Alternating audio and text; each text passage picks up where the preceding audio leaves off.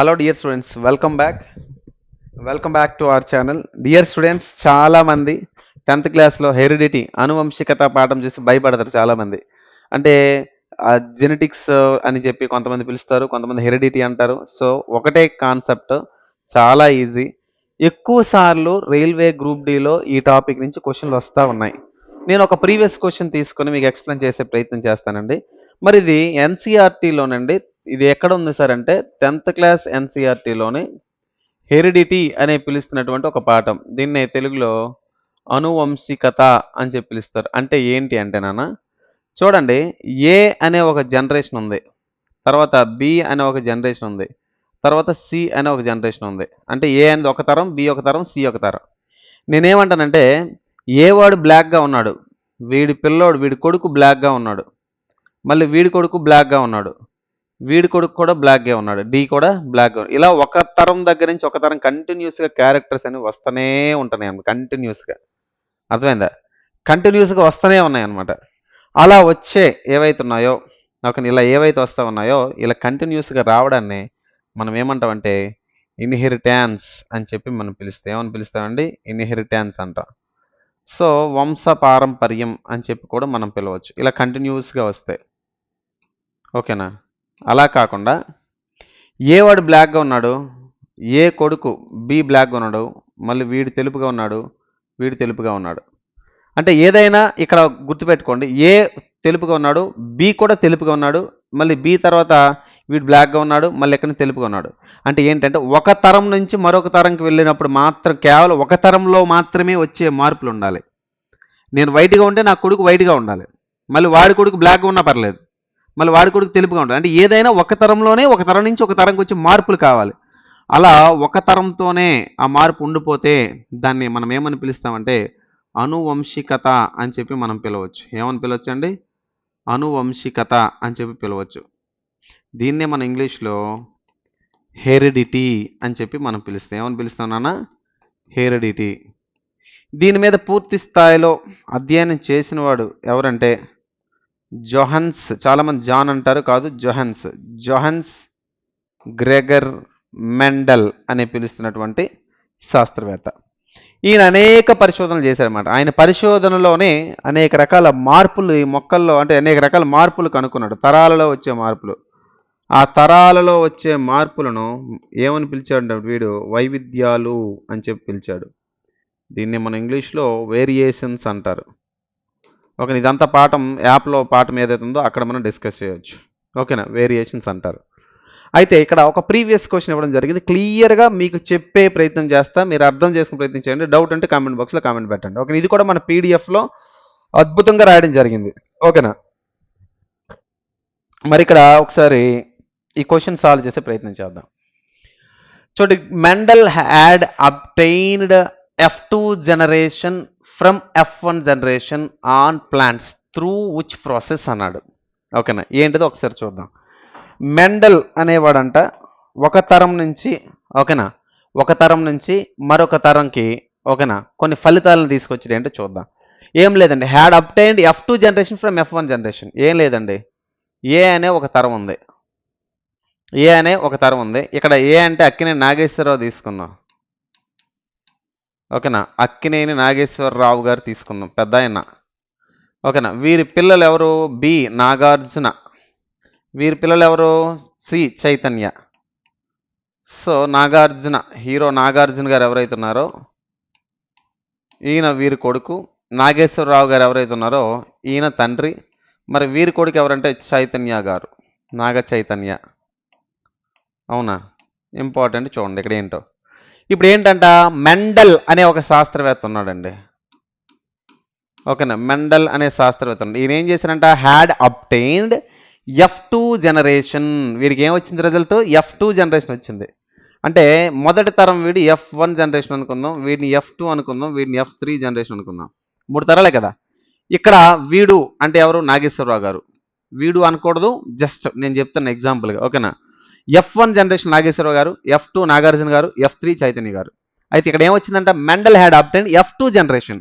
మెండల్కి ఏ జనరేషన్ వచ్చిందండి? F2 generation అనేది రిజల్ట్ వచ్చిందంట.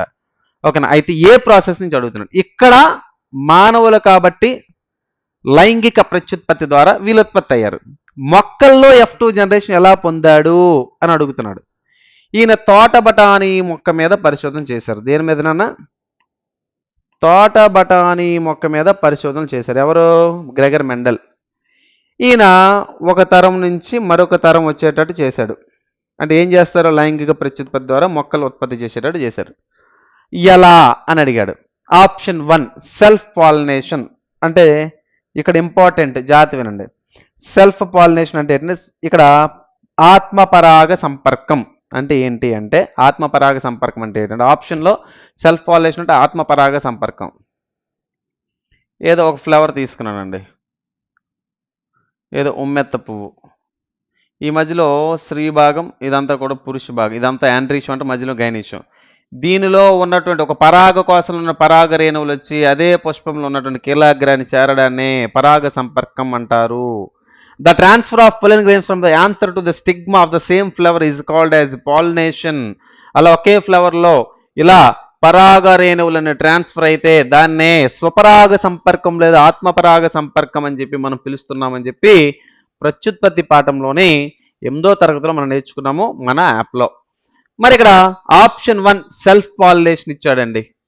ఆప్షన్ 2 హైబ్రిడ్ పాలినేషన్ అంటే సంకర లేదా సంకరీకరణం లేదా సంకరీకరణ సంపర్కం అని చెప్పి అంటాడు. హైబ్రిడ్స్ అన్నమాట. మూడోది వెజిటేటివ్ రీప్రొడక్షన్ అంటే శాకీయ వ్యాప్తి. శాకీయ వ్యాప్తి అంటే ఏంటంటే చెట్లు యొక్క ఆకులు, కాండాలు ఏవైతే ఉన్నాయో, పూలు, వాటి ద్వారా కొత్త మొక్కలు రావడాన్ని వెజిటేటివ్ రీప్రొడక్షన్ అంటారు, శాకీయ ప్రత్యుత్పత్తి అంటారు. అండ్ ఫోర్త్ ఎసెక్సువల్ రీప్రొడక్షన్ అలైంగిక ప్రత్యుత్పత్తి. మొక్కలలో అలైంగిక ప్రత్యుత్పత్తి జరుగుతుందా అంటే జరుగుతుంది, కానీ పుష్పించే మొక్కలలో మాత్రమే లైంగిక ప్రత్యుత్పత్తి జరుగుతుంది. పుష్పించని మొక్కలలో శాకీయ వ్యాప్తి ద్వారా జరుగుతుంది. ఇక్కడ అసెక్సువల్ అన్నాడు. ఇక్కడ కంటెక్స్ట్ ఏంటి? మెండల్ అనే శాస్త్రవేత్త మొదటి తరం దగ్గర నుంచి 2వ తరం పొందాడు. అంటే లైంగిక ప్రత్యుత్పత్తి జరగడం ద్వారా పొందాడు, కానీ లైంగిక ప్రత్యుత్పత్తి ద్వారా పొందాడు. కానీ ఇక్కడ ఆప్షన్ ఏమిచ్చాడు? ఎసెక్సువల్ రీప్రొడక్షన్ అన్నాడు. ఎసెక్సువల్ అంటే ఏంటి? అలైంగిక ప్రత్యుత్పత్తి. ఇక్కడ ఆప్షన్ ఇది రాంగ్ గా మనం పరిగణించవచ్చు. ఇప్పుడు ఒక ఫ్లవర్ నుంచి మరొక ఫ్లవర్ రావాలంటే ఖచ్చితంగా అక్కడ ప్రత్యుత్పత్తి జరగాలి. అలైంగిక ఫ్లవర్ పుష్పించే మొక్కల్లో జరిగేది లైంగిక ప్రత్యుత్పత్తి, సెక్సువల్ రీప్రొడక్షన్ ఫిక్స్ అయిపోండి. కాబట్టి సెక్సువల్ రీప్రొడక్షన్ కాబట్టి ఇక్కడ ఎసెక్సువల్ ఇచ్చాడు, రాంగ్ ఆన్సర్. వెజిటేటివ్ ప్రాపగేషన్, పూలు ఉంటుండగా కొమ్మలు ఆకులతో పని ఏంటి? లేదు కదా, సో ఇక్కడ ఆన్సర్ రాంగ్. హైబ్రిడ్ పాలినేషన్ సంకరీకరణ సంపర్కం అసలు కాదే కాదు. మరి సెల్ఫ్ పాలినేషన్ అవుతుందా అంటే అవుతుంది. ఎందుకు అవుతుందంటే F1 జనరేషన్ నుంచి F2 వచ్చింది అంటే ఖచ్చితంగా అక్కడ ఏం జరిగి ఉండాలండి? ఒకే పుష్పంలో సంపర్కం జరిగి ఉండాలి. కాబట్టి ఆన్సర్ ఏమవుతుంది? సెల్ఫ్ పాలినేషన్ అంటారు. అది ఎలా అవుతుంది కూడా మన మెకానిజం నేర్చుకోవాలి నాన్న, ఓకేనా? సో మనం ఒకసారి తీసుకుంటే ఈ క్వశ్చన్ ఎప్పుడు ఇచ్చాడండి? RRB group D 26/9/2018 shift 2. ఓకేనా? Explanation. Gregor Johns Mendel is also called father of genetics. జన్యు శాస్త్ర పితామహుడు. He used pea plant for genetics అంటే గార్డెన్ పీపుల్, తోట బఠానీ మొక్కను ఉపయోగించడం జరిగింది. Mendel obtained F2 generation F1 generation. F2 generation వచ్చింది ఎక్కడి నుంచి? F1 నుంచి వచ్చింది. ఇది కూడా ఇక్కడ మీకు చెప్పడం జరిగింది. అయితే దేని ద్వారా?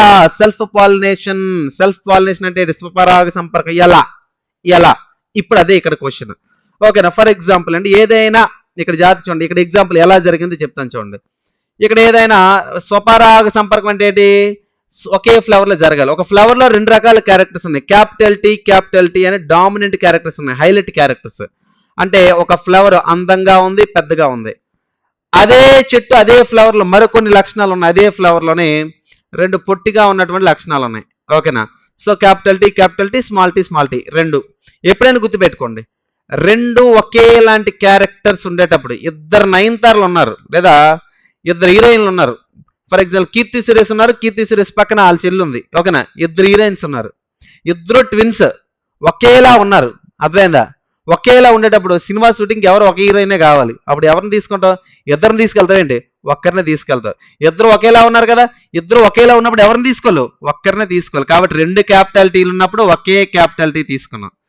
కీర్తి సురేష్ కి ఏదో ఒక కామెడీ చేయడానికి లైన్ వేసే ఒక కమెడియన్ కావాలి, కీర్తి సురేష్ లైన్ వేసే ఒక కమెడియన్ కావాలి.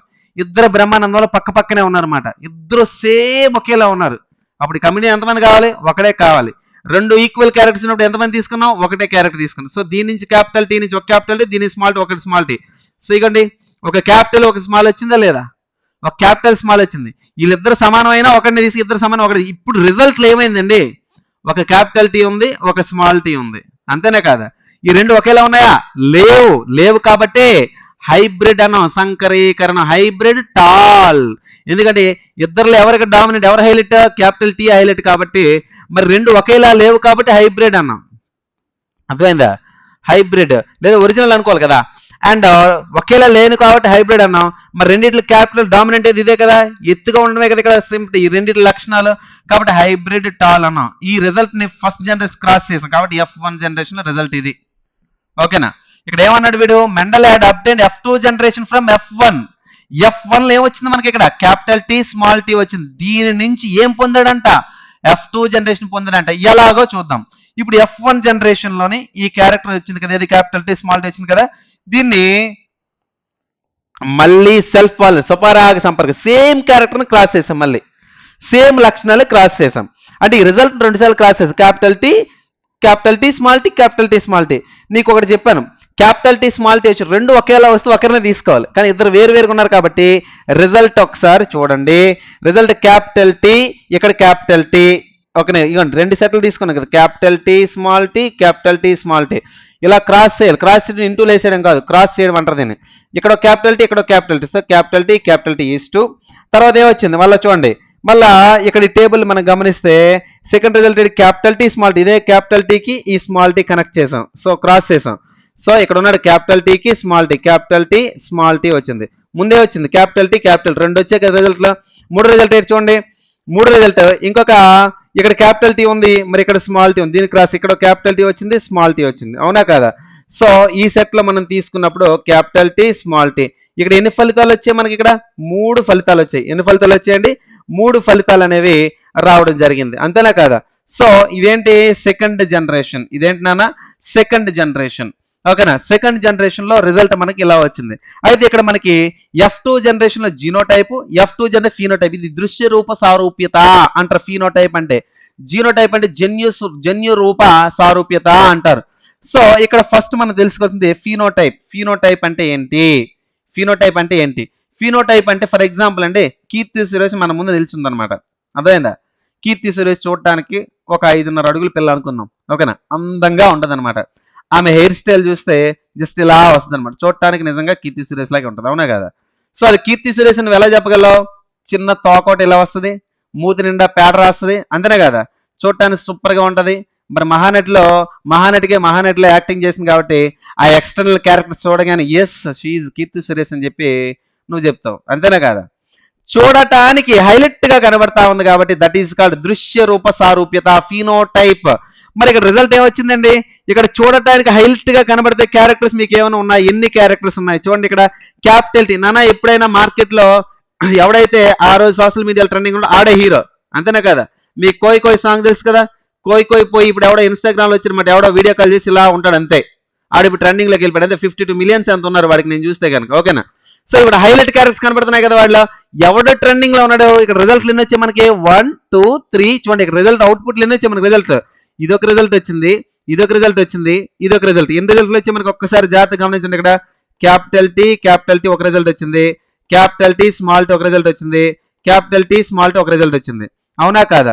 ఇక్కడ హైలైట్ క్యారెక్టర్స్ ఎన్ని ఉన్నాయి? హైలైట్ క్యారెక్టర్స్ అంటే ఏంటి? ఇక్కడ హైలైట్ ఏం కనబడుతుంది? స్మాల్ టీ ఎప్పుడు మనం పక్కన పెట్టి, క్యాపిటల్ టీలు ఎన్ని ఉన్నాయి ఇక్కడ?